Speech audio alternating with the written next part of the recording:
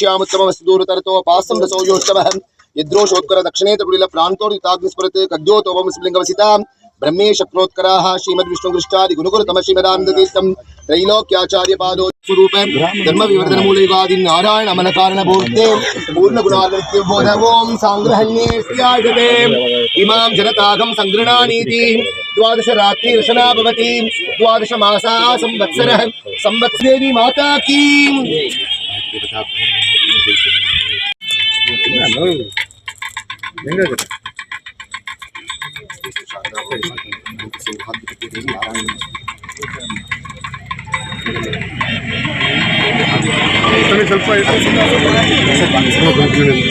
सर्वसिद्धि विजयं जयं देहि सर्वमंगले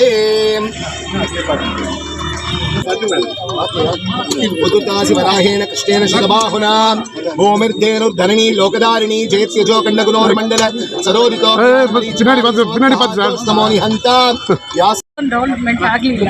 ಇವಾಗ ರೂಪ ಮೇಡಮ್ ಬಂದಮೇಲೆ ಎಲ್ಲಕ್ಕೂ ಸ್ವಲ್ಪ ನಮ್ಮ ರೋಡ್ ಇಲ್ಲ, ರೇಷನ್ ಕಾರ್ಡ್ ಇಲ್ಲ, ಇವಾಗ ಮನೆ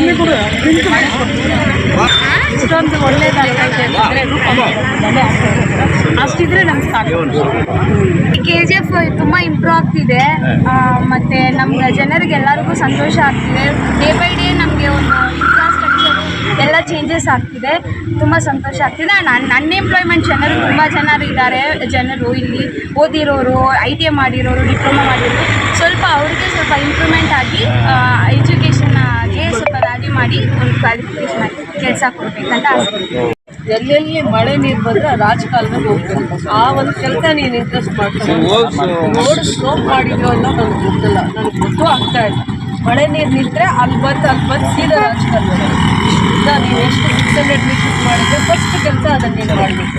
ಮತ್ತು ಇಡೀ KGF ಎಲ್ಲಿ ರೋಡ್ ಮಾಡಿದ್ರು ಮಧ್ಯದಲ್ಲಿ ಒಂದು ಇಷ್ಟು ಎತ್ತರ ಮಾಡಿ ಇನ್ನು ಮಿಕ್ಕಿದ್ದು ಈ ಥರ ಒಂದು ಚೂರು ಫ್ಲಾಗ್ ಎರಡೂ ಸೈಡಲ್ಲಿ ಅದರಿಂದ ನಿನಗೆ ಸರಿಯಾಗಿ ಮಾಡೋಕ್ಕಾಗಿಲ್ಲ. ಇನ್ನು ಸ್ಟ್ಯಾಂಡರ್ಡ್ ಕ್ವಾಲಿಟಿ ಮಾಡಿದ್ರು ಅಂತ ನನಗೆ ಗೊತ್ತಿಲ್ಲ. ನಾನು ಹಿಂಗೆ ಹೇಳ್ತಾ ಇದ್ದೀನಿ, ಎಲ್ಲೇ ರೋಡ್ ಮಾಡಿದ್ರು ರೋಡ್ ಹಿಂಗಿರಬೇಕು, ಮತ್ತು ಅದು ಸ್ಲ್ಯಾಂಟಾಗಿ ಯಾವುದೋ ಒಂದು ಸೈಡಲ್ಲಿ ನೀರು ಸೈಡಲ್ಲಿ ಹೋಗಬೇಕು, ಮಣ್ಣಲ್ಲಿ ಹರಿಬೇಕು, ಇದ್ರ ಮೇಲೆ ಹರಿಬಾರ್ದು. ಎಲ್ಲಿ ವೆಹಿಕಲ್ಸ್ ಓಡಾಡುತ್ತೆ ಅದ್ರ ಮೇಲೆ ನೀರು ಹರಿಬಾರ್ದು. ಅಂದರೆ 6 ತಿಂಗಳು ಇರಲ್ಲ ರೋಡ್, ಅದನ್ನೇ ನೀನು ಇದು ಮಾಡು. ಈಗ 600 ಮೀಟರ್ಸ್ ರೋಡ್ ಆಗಿದೆಯಾ ಅಂತ ಇದೆಯಲ್ಲ, ಅಷ್ಟು ಪ್ರಾವಿಷನ್ ಮಾಡಿ. ಮಳೆ ನೀರು ಬಂದರೆ ಇದು ಯಾವಾಗಲೂ ನಮ್ಗೆ ಏನು ಕಾಂಪ್ಲಿಕೇಟೆಡ್ ಅಂದರೆ, ರಾಜಕಾಲುವೆ ಇದ್ರೂ ಕೂಡ ನಾವು ಒದ್ದಾಡಿರೋದು ಇವತ್ತವರೆಗೂ ಕೂಡ ನಾವು ಪದೇ ಇವನ್ನ ಸಮಾಧಾನ ಮಾಡೋಕ್ಕೂ ಆಗಿಲ್ಲ. 2 ಇಯರ್ಸಿಂದ ಡ್ರೈನ್ ಮೇಲೆ ಬಂದು ಮಳೆ ನೀರು ಹರಿತಾ ಇರೋದು, ಅದು 3-4 ಕಡೆಯಿಂದ ಕನೆಕ್ಟಿವಿಟಿ ಆಗಿದೆ ಅದರಿಂದ. ಬಟ್ ಇನ್ನೂ ಒಂದು ಕಡೆ ನಾನು ರಾಜಕಾಲುವೆಗೆ ದಾರಿ ಮಾಡ್ತೀನಿ, ಅವಾಗ ಈ ಇಶ್ಯೂನೂ ಕೂಡ ಇರಲ್ಲ. ಈಗ ಸದ್ಯಕ್ಕೆ ನೀನು ಈ ಸಮಸ್ಯೆನ ನಿನ್ನ ಹಂತದಲ್ಲಿ ನೀನು ಬಗೆಹರಿಸಿರ್ಬೇಕು. ನಾನು ಹೇಳಲೇಬೇಕಲ್ವ. ಅದಾದ್ಮೇಲೆ ನೀವು ನಮ್ಮ ರಾಜಕಾಲುವೆಗಳು ಎಲ್ಲೆಲ್ಲಿದೆ ರಾಜಕಾಲುವೆಗಳು, ಅದನ್ನ ಎವ್ರಿ 3 ಮಂತ್ಸ್ ಅಥವಾ 5 ಮಂತ್ಸಲ್ಲಿ ಡೀಸಿಲ್ಟ್ ಮಾಡೋದಕ್ಕೆ ಈ ಥರ ಗಿಡಗಳನ್ನೂ ಕ್ಲೀನ್ ಮಾಡಿಕೊಂಡು ಕ್ಲೀನ್ ಆಗಬೇಕು. ಬರೀ ನೀರು ಕಾಣಬೇಕು, ಇಷ್ಟೆಲ್ಲ ಗಲೀಜಾಗಿ ಕಾಣಬಾರ್ದು, ಅಕ್ವರ್ಡಾಗೆ ಕಾಣಬಾರ್ದು. ಅದನ್ನು ಪ್ರಾವಿಷನ್ ಮಾಡಿ. ಪ್ರತಿ ಜಾಗದಲ್ಲಿ ನಾವು ವಿಸಿಟ್ ಮಾಡ್ತೀವಿ. ಏನು ನಗರೋತ್ಥಾನ 20 ಕೋಟಿದ ಕೆಲಸ ಆಗಿಲ್ಲ ಅಂತ ಪದೇ ಒಂದು 6 ತಿಂಗಳಿಂದ ಚರ್ಚೆ ಆಗ್ತಾ ಇತ್ತು. ಅದಕ್ಕೆ ತೆರೆ ಎಳೆದಿದ್ದೀವಿ. 2 ತಿಂಗಳಲ್ಲಿ ಏನು 20 ಕೋಟಿ ಅನುದಾನದ್ದು ನಗರೋತ್ಥಾನದ್ದು ಕೆಲಸ, ಇದು ಒಂದು ಕೆಲಸ. ನಗರೋತ್ಥಾನದ ಒಂದು ಪಾರ್ಟ್ ಆಫ್ ವರ್ಕ್ ಇದು SFC. ಸೊ ನಾವು ನಗರೋತ್ಥಾನದ್ದು ನಾವೇನು 20 ಕೋಟಿ ಅನುದಾನದಲ್ಲಿ ಕೆಲಸ ಮಾಡ್ತೀವಿ ಅಂತ ಹೇಳ್ತಾ ಇದ್ದೀವಿ. 60 ಡೇಸ್ ಟೈಮ್ ಕೇಳಿದ್ದೀವಿ. 60 ಡೇಸ್ ಟೈಮಲ್ಲಿ ಪ್ರತಿ ವಾರ್ಡಲ್ಲಿ 60ರಿಂದ 75 ಲಕ್ಷದ ಅನುದಾನದಲ್ಲಿ ರೋಡ್ಸು, ಡ್ರೈನ್ಸು, ಫುಟ್ಪಾತ್ ಇನ್ಫ್ರಾಸ್ಟ್ರಕ್ಚರ್ನ ಮಾಡ್ತೀವಿ ಅಂತ ಹೇಳಿದ್ದೀವಿ. ಪ್ರತಿ ಜಾಗದಲ್ಲಿ ವಿಸಿಟ್ ಮಾಡ್ತೀವಿ. ಪ್ರತಿ ಕೌನ್ಸಿಲರ್ನ, ನಗರಸಭೆ ಅಧ್ಯಕ್ಷರನ್ನ, ಅಲ್ಲಿ ಯಾರು ಸಿಟ್ಟಿಂಗ್ ಕೌನ್ಸಿಲರ್ ಇದ್ದಾರೆ ಅವ್ರನ್ನ ಜೊತೆಯಲ್ಲಿ ಇಟ್ಕೊಂಡು ಪ್ರೋಗ್ರೆಸ್ ನೋಡ್ತೀವಿ. ಕೆಲಸ ಕಂಪ್ಲೀಟ್ ಆಗುತ್ತೆ. ಈ ಅನುದಾನ 2 ವರ್ಷದ ಹಿಂದೆ ಒದ್ದಾಡಿ ಕೋರ್ಟ್ ಕಟ್ಕಟೆಯಲ್ಲಿ ಹೈಕೋರ್ಟಲ್ಲಿ ನಿಂತ್ಕೊಂಡು ಟೆಂಡರ್ಗೆ ಫೈಟ್ ಮಾಡಿ ನಾವು 6 ತಿಂಗಳು ತಂದಿದ್ದಂಥ ಅನುದಾನ. ಕಾರಣಾಂತರಗಳಿಂದ ಒಬ್ಬರೇ ಕಾಂಟ್ರಾಕ್ಟ್ರು 5-6 ತಾಲೂಕಲ್ಲಿ ಟೆಂಡರ್ ಪಾರ್ಟಿಸಿಪೇಟ್ ಮಾಡಿ ಅವರಿಗೆ ಆಗಿದ್ದರಿಂದ ಈ ಕೆಲಸ ನಿಧಾನ ಆಗಿದೆ. ಈಗ ಸಬ್ ಕಾಂಟ್ರಾಕ್ಟ್ರು ತೊಗೊಂಡಿದ್ದೀವಿ. ಕಮಿಷನರು, AW ಅವರು ಇನ್ನೊಂದು ಹೋಮ್ವರ್ಕ್ ಮಾಡಿಕೊಂಡು ನಮ್ಮಲ್ಲೇ ಲೋಕಲ್ ಕಾಂಟ್ರಾಕ್ಟರ್ಸ್ಗೆ ಜವಾಬ್ದಾರಿ ಕೊಟ್ಟಿದ್ದೀವಿ. 2-3 ತಿಂಗಳಲ್ಲಿ ಅಟ್ ಎ ಟೈಮ್ 10 ವಾರ್ಡ್ಸಲ್ಲಿ ಕೆಲಸ ಶುರುವಾಗುತ್ತೆ. ಅಟ್ ಎ ಟೈಮ್ ಟೋಟಲ್ 19 ಕೋಟಿ ಅನುದಾನ. ಪ್ರೋಗ್ರೆಸ್ಸಲ್ಲಿ ಒಂದು 5-6 ಕೋಟಿ ಕೆಲಸ ನಡೀತಾ ಇದೆ. ಎಲ್ಲ ವಾರ್ಡಲ್ಲೂ ನಾವು ಕೆಲಸ ವಿಸಿಟ್ ಮಾಡ್ತೀವಿ. ಪ್ರತಿ ವಾರ್ಡಲ್ಲಿ 60 ಲಕ್ಷದ ಕೆಲಸ ಆಗುತ್ತೆ. ರೋಡ್ ಕೆಲಸನೇ 60 ಲಕ್ಷದಾಗುತ್ತೆ. ರೋಡು, ಡ್ರೈನು, 60-75 ಒಂದು ವಾರ್ಡ್ಗೆ ಅಲೋಕೇಟ್ ಆಗಿರುವಂಥದ್ದು. ಯಾವುದೂ ತಾರತಮ್ಯ ಇಲ್ಲ. 20 ವಾರ್ಡ್ 35 ವಾರ್ಡ್ಸಲ್ಲೂ 20 ಕೋಟಿ ಅನುದಾನದಲ್ಲಿ ರೋಡ್ಸ್ ಆಗೇ ಆಗುತ್ತೆ, ಇನ್ಫ್ರಾಸ್ಟ್ರಕ್ಚರ್ ಆಗುತ್ತೆ. ಪ್ರತಿ ವಾರ್ಡಲ್ಲೂ ನಾವು ಅದನ್ನೇ ಈ ವಾರ್ಡಲ್ಲಿ ಜಾಸ್ತಿ ಆ ವಾರ್ಡಲ್ಲಿ ಕಡಿಮೆ ಅಂತ ಯಾವುದೂ ತಾರತಮ್ಯ ಮಾಡಿಲ್ಲ. ಕಾರಣಗಳು ಏನೇ ಆಗಿರ್ಬೋದು, ಡಿಲೇ ಆಗಿದೆ.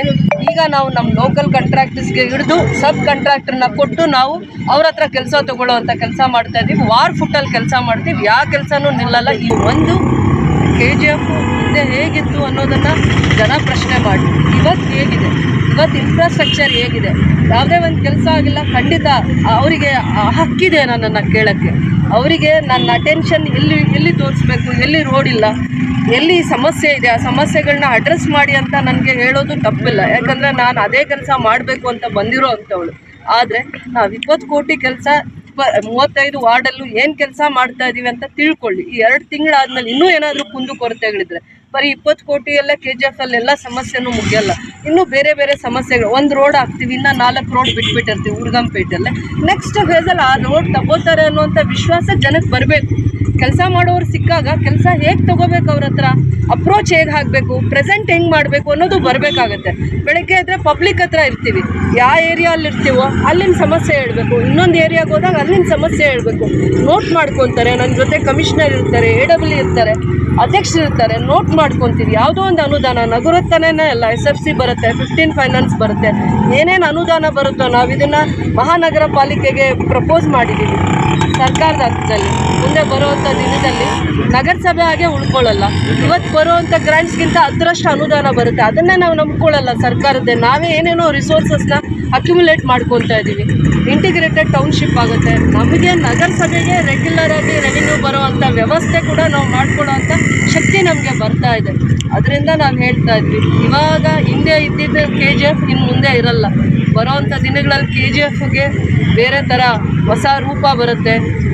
KGF ನಾಳೆ ತುಂಬ ಇಡೀ ಬ್ಯಾಂಗ್ಳೂರು ಆದಮೇಲೆ ಮುಂದೆ ಎಲ್ಲ ವಿಚಾರದಲ್ಲೂ KGF ಕೂಡ ಒಂದು ಸ್ಮಾರ್ಟ್ ಸಿಟಿ ಆಗಿ ಡೆವಲಪ್ ಆಗುತ್ತೆ. ಅಷ್ಟು ಮಾತ್ರ ನಾನು ಹೇಳ್ತೀನಿ. ವಾರ್ಡ್ಸ್ ಕೂಡ ಇನ್ಮೇಲೆ ನಾವು ಪ್ರತಿ 10 ದಿನಕ್ಕೆ ಒಂದು ಸತಿ ವಿಸಿಟ್ ಮಾಡ್ತೀವಿ. ವಾರ್ಡಲ್ಲೇ ಗ್ರೀವಿಯನ್ಸಸ್ ಮೀಟಿಂಗ್ ಮಾಡ್ಕೊಂಬರ್ತೀವಿ. 2 ಅವರ್ಸ್ ಸ್ಪೆಂಡ್ ಮಾಡ್ತೀವಿ. ಪ್ರತಿ ವಾರ್ಡಲ್ಲೂ 2 ಅವರ್ ನಾವು ಟೈಮ್ ಸ್ಪೆಂಡ್ ಮಾಡ್ತೀವಿ. ಇನ್ನೂ ಮಿಕ್ಕಿದ ಏನಾದರೂ ಸಮಸ್ಯೆಗಳಿದೆ ಅಂತಂದ್ಬಿಟ್ಟು ನೀವು ಕೂಡ ಮಾಧ್ಯಮ ಪತ್ರಿಕೆ ಸೋದರರು ಕೂಡ ನಮ್ಮ ಗಮನಕ್ಕೆ ತಂದರೆ ಕೌನ್ಸಿಲರ್ಸು ಪಬ್ಲಿಕ್ಕು, ಕೌನ್ಸಿಲರ್ಸ್ಗೆ ಎಷ್ಟು ಇಂಪಾರ್ಟೆನ್ಸ್ ಕೊಡ್ತೀವೋ ಪಬ್ಲಿಕ್ಕು ಕೂಡ ಅಷ್ಟೇ ಇಂಪಾರ್ಟೆನ್ಸ್ ಕೊಡ್ತೀವಿ.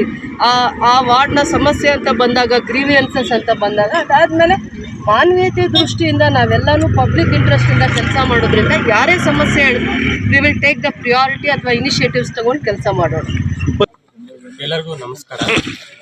ತಮಗೆ ತಿಳಿದ ಹಾಗೆ ಇವತ್ತು ನಾವು 7ನೇ ವಾರ್ಡ್ ವಿಲೆನ್ಸ್ ವಾರ್ಡ್ ಅಂತ ಕರಿತೀವಿ. ಈ ನಗರೋತ್ಥಾನ ಕಾರ್ಯವನ್ನು, ನಗರೋತ್ಥಾನ ಕೆಲಸಕ್ಕೆ ಶಂಕುಸ್ಥಾಪನೆ ಮಾಡೋಕ್ಕೆ ಬಂದಿದ್ದೀವಿ. ಎಂಟೈರ್ ಸ್ಟೇಟಲ್ಲಿ ನಗರೋತ್ಥಾನದ್ದು ಪ್ರೋಗ್ರೆಸ್ಸು ಸ್ವಲ್ಪ ಸ್ಲೋ ಇದೆ. ನಾವು ಕೋಲಾರಲ್ಲಿ ನೋಡ್ಕೋಬೋದು, ದೊಡ್ಡಬಳ್ಳಾಪುರಲ್ಲಿ ನೋಡ್ಕೋಬೋದು. ಕಾರಣಾಂತರಗಳಿಂದ ಅದು ಸ್ಲೋ ಆಗಿತ್ತು ಕೆಲಸ. ಮೇಡಮ್ ಅವರು ಇಂಟರ್ವೆನ್ಷನ್ ಮಾಡಿ, ಜಾಯಿಂಟ್ ವೆಂಚರ್ ಮಾಡಿ, ಏನು ನಮಗೆ ಮೇನ್ ಕಾಂಟ್ರಾಕ್ಟರ್ ಇರ್ತಾರೆ ಆ ಮೇನ್ ಕಾಂಟ್ರಾಕ್ಟರ್ನ ಕೆಲಸ ಸ್ವಲ್ಪ ಸ್ಲೋ ಮಾಡ್ತಿದ್ರು. ಇಂಟರ್ವೆನ್ಷನ್ ಮೇಡಮ್ ಡಿ ಸಿ ಸರ್ನ ಮಾತಾಡಿ, DML ಮಾತಾಡಿ ಜಾಯಿಂಟ್ ವೆಂಚರ್ ಮಾಡಿ ಇಲ್ಲಿ ಲೋಕಲ್ ಕಾಂಟ್ರಾಕ್ಟರ್ಸ್ ಏನಿದ್ದಾರೆ ಮೇನ್ ಕಾಂಟ್ರಾಕ್ಟರಿಂದ ಜಾಯಿಂಟ್ ವೆಂಚರ್ ಮಾಡೋ ರೀತಿಯಲ್ಲಿ ಈಗ ಆಲ್ರೆಡಿ ಚಾರ್ಟ್ ನಾವು ಲಾಸ್ಟ್ ಮೀಟಿಂಗಲ್ಲಿ ಮಾಡ್ಕೊಂಡಾಗ ಎಲ್ಲ ವರ್ಕ್ಸ್ನ ಫೆಬ್ರವರಿ ಎಂಡ್ ಒಳಗಡೆ ನಾವು ಕಂಪ್ಲೀಟ್ ಮಾಡ್ತೀವಿ ಅಂತ ಕಾಂಟ್ರಾಕ್ಟರ್ ನಮಗೆ ಲಿಖಿತವಾಗಿ ಕೊಟ್ಟಿದ್ದಾರೆ. ಏನು ಕೆಲಸ ನಿಂತಿತ್ತು ಸೈಮಲ್ಟೇನಿಯಸ್ ಆಗಿ 10-15 ವಾರ್ಡ್ಸಲ್ಲಿ ಇದೇ ರೀತಿ ಇದೇ ಫೇಸಲ್ಲಿ ಎಲ್ಲ ಕೆಲಸ ಮಾಡ್ತೀವಿ. ಈಗ ಆಲ್ರೆಡಿ 7 crores ಕೆಲಸ ಆಗಿದೆ, 13 crores ಕೆಲಸ ಬಾಕಿ ಇದೆ. ಕೆಲವೊಂದು ಕಡೆ BM ಹಾಕಿದೆ, ಪ್ರೋಗ್ರೆಸ್ ಇದೆ. ಕೆಲವೊಂದು ಕಡೆ BM ಹಾಕಿದ್ದಾರೆ, BC ಹಾಕಬೇಕು. ಅದು ಕೂಡ ಕೆಲಸವನ್ನು ಆದಷ್ಟು ಬೇಗ ನಾವು ಮಾಡ್ತೀವಿ. ನಾವು ಕಾಂಟ್ರಾಕ್ಟರ್ಗೆ ಗುಣಮಟ್ಟ ಕಾಪಾಡಬೇಕಂತ ನಾವು ಹೇಳ್ತಾ ಇದ್ದೀವಿ.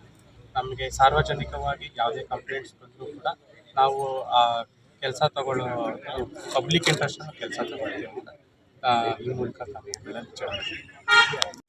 DCPட்ட உக்காந்து மினிஸ்ட்ரியில் உட்காந்து இந்த நவராத்திரி ஸ்கீம் வந்து எங்கே பார்த்தாலும் வேலை ஆகலை. ஆனால் பட் இந்த தங்கவையில் இதே என்னுடைய வார்டில் ஃபஸ்ட் பூஜை போட்டு செய்யணுன்ட்டு முடிவு பண்ணிக்கிறதுக்காக எங்கள் 7th வார்டு சார்பில் MLAக்கு நன்றி தெரிவிக்கிறேன். ஃபஸ்ட்டு எங்கள் தங்காச்சிக்கு நன்றி. எங்கள் தங்காச்சி கூட அது அம்மாவுக்கு ஆகுது. MLA சொல்கிறது என் தங்காச்சி தான், அது மினிஸ்டர்னா கூட என் தங்காச்சி. இருந்தாலும் இந்த ஊரில் சொல்லப்போனால் எல்லாமே நம்ம யாரும் என்னென்னோ பேசுகிறாங்க. இந்த ஊரில் ஒரு யாரோ லீடர் வச்சனோ நீ தான் விடிவெளின்னாங்க. நாளைக்கு தான் தெரிய போகுது விடிவெளி யார், வெளிச்சம் யார், வெளிச்சத்தை குத்துது யார். இந்த ஊர் வந்து பெமால் நகர்லேருந்து அப் டு ராஜேஷ் கேம்ப் மட்டும், ரெண்டாவது பாரண்டல்லிருந்து உரியம் ஸ்டேஷன் மட்டும் நீங்கள் பார்த்தீங்கன்னா ரொம்ப அசோக் நகர் ரோடு எல்லாம் பார்த்தீங்கன்னா இந்த எந்த எம்எல்ஏ செய்யாத சாதனை நம்ம தங்கவேல் எம்எல்ஏ என்னுடைய சகோதரி செய்துக்கிறாருன்னா அது தங்கவேல் மக்கள் சார்பில் அவங்க நமக்கு நன்றி தெரிவிக்கும்.